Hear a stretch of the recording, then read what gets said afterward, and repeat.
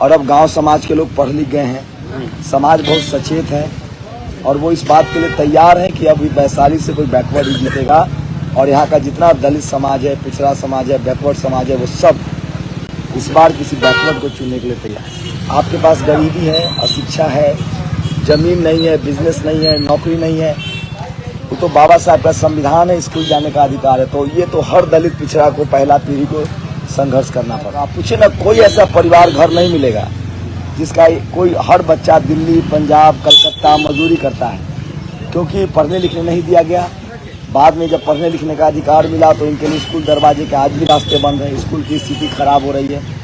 तो ये कंडीशन सबकी है। मैं वैशाली से लड़ने आया हूँ कि जो गलती हुई है चिराग जी से और जो गलती आरजेडी ने की है, यहाँ जो परसेप्शन बना दिया गया है कि 10% की आबादी वाला ही चुनाव जीतेगा, ये ठीक नहीं है। जब राजनीति पर पिछड़ों ने कब्जा जमाना शुरू किया, दलितों ने कब्जा जमाना शुरू किया, तब इन लोगों ने साजिश करके राजनीति का पैसाकरण किया। तो राजनीति का अपराधीकरण नहीं हुआ, राजनीति का पैसाकरण हुआ है और ये जो जातिवादी मनुवादी लोग हैं उन्होंने किया, इसके खिलाफ भी लड़ा।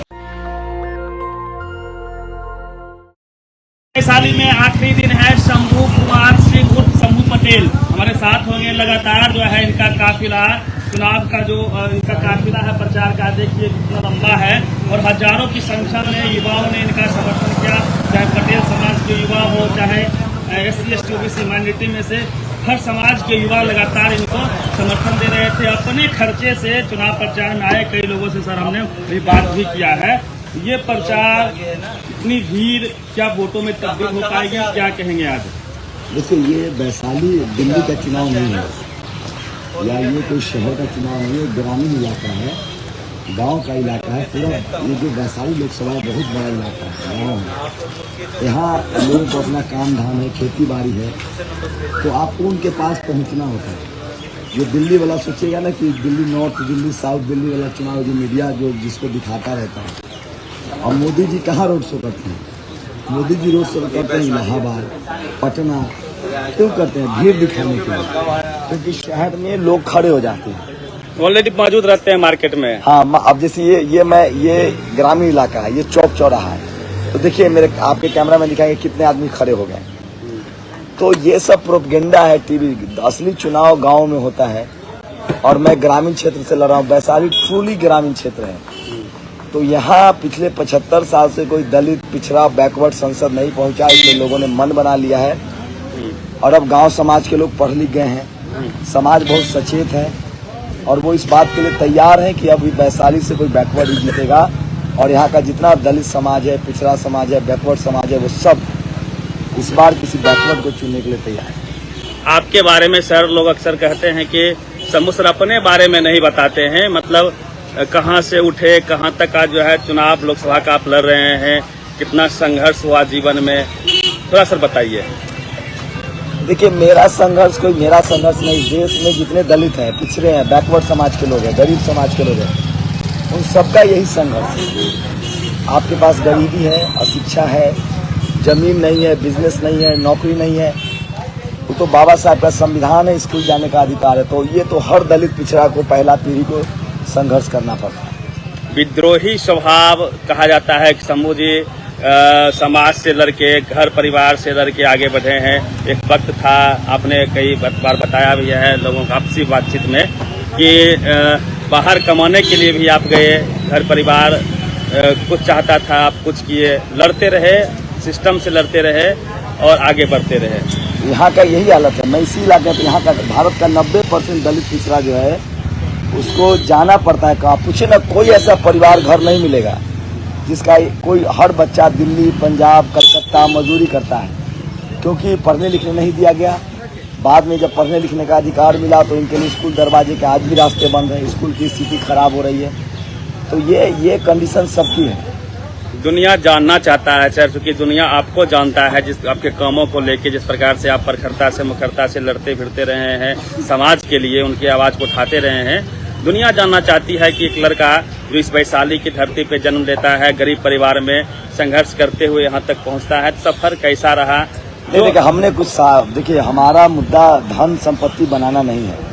हम लोग बाबा साहेब फूले, पेरियार, जगदेव बाबू, रामविलास पासवान, लालू यादव, नीतीश जी के लिए मांगने वाले लोग। हम हम लोग जंगा करते ही खबरों को मानने वाले लोग। हम लोग का जीवन संघर्ष है कि जिस समाज में हम पैदा हुए, बैकवर्ड समाज, दलित समाज, पिछड़ा समाज, अब इस देश में 90% पोलिटिकल जो एक्टिविस्ट है, जो राजनीति पार्टी में, वो कौन है? यादव, कुर्मी, कुशवाहा, दलित, पिछड़ा, बैकवर्ड है। और जब टिकट देने की बारी आती है, जब चुनाव लड़ाने की बारी आती है, आज भी 30%, 40% लोग तो रिप्रेजेंटेशन की लड़ाई है। मैं ये इसलिए लड़ना चाहता हूँ चुनाव कि कोई गरीब का बेटा जो किसी पार्टी में है, कोई गरीब का बेटा जो सामाजिक आंदोलन में है, उसको ये कहकर कोई खारिज न कर दे कि तुम्हारे पास पैसा नहीं। अगर वो समाज उसको जानता है, अगर उसने समाज के लिए काम किया, तो विधानसभा संसद भी जाएगा, सरकार कमीशन में करेगा, लोगों की मदद करेगा। चुनाव प्रचार का आज आखिरी दिन है, क्या सबक रहा आपके लिए और जनता से क्या अपील करेंगे?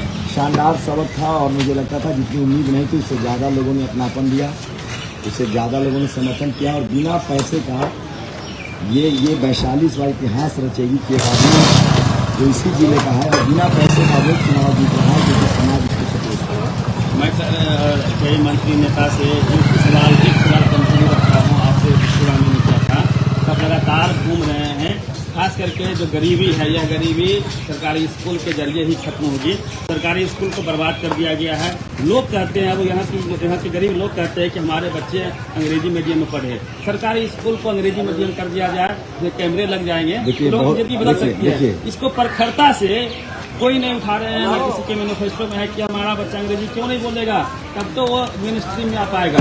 देखिए, सबसे बड़ी विडम्बना है, पहले सरकारी स्कूल को दलित पिछड़े को पढ़ने नहीं दिया गया, जब उनके लिए स्कूल के रास्ते खुले तो आज स्कूलों को बर्बाद किया जा रहा है। भाषा अंग्रेजी होगी तो शानदार चीज़ है, ग्लोबल भाषा है, नौकरी की भाषा है, रोजी रोजगार की भाषा है, लेकिन साजिश समझिए, आज जो बच्चा सरकारी स्कूल में पढ़ेगा वो बाद में प्राइवेट में जाना पड़ेगा। आज जो प्राइवेट में शुरुआत में पढ़ेगा वो बाद में सरकारी IIT में पढ़ता है। 17,000 बैकवर्ड दलित के बच्चों को ड्रॉप आउट किया गया पिछले 10 साल में।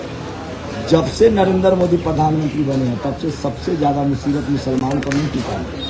दलित पिछड़े बैकवर्ड की राजनीति खत्म हो रही है, उनकी नौकरियां जा रही है और वो सबसे ज़्यादा मुश्किल में है। तो ये लड़ाई पढ़ाई लिखाई, स्कूल, अस्पताल, दवाई की। एक सवाल और है सर, आप श्री यादव चिराग पासवान के प्रति स्वार्थ दिखते हैं, क्या वजह है और उनकी जो कमियां हैं उसको लेकर? मैं किसी बैकवर्ड नेता के खिलाफ नहीं हूँ। मैं वैशाली से लड़ने आया हूँ कि जो गलती हुई है चिराग जी से और जो गलती RJD ने की है, यहाँ जो परसेप्शन बना दिया गया है कि 10% की आबादी वाला ही चुनाव जीतेगा, ये ठीक नहीं है। यहाँ कोई बैकवर्ड भी जीत सकता है, कोई दलित भी जीत सकता है, कोई पिछड़ा भी जीत सकता है, बस उसको मौका तो दीजिए। तो मैं उन तमाम राजनीतिक कार्यकर्ताओं की लड़ाई लड़ रहा हूँ जिनको ये कहकर खारिज कर दिया जाता है कि वैशाली से आप कोई ब्राह्मण या कोई भूमिहार समाज का आदमी जीतेगा, जबकि ये मिथक है। यहाँ सिर्फ 3 लाख आबादी जनरल कैटेगरी का है, 17 लाख आबादी जो है वो बैकवर्ड समाज, दलित समाज और अल्पसंख्यक समाज। तो वोट हमारा, राज तुम्हारा नहीं चलेगा। इसलिए मानवा सर को कहते कि वोट हमारा, राज तुम्हारा नहीं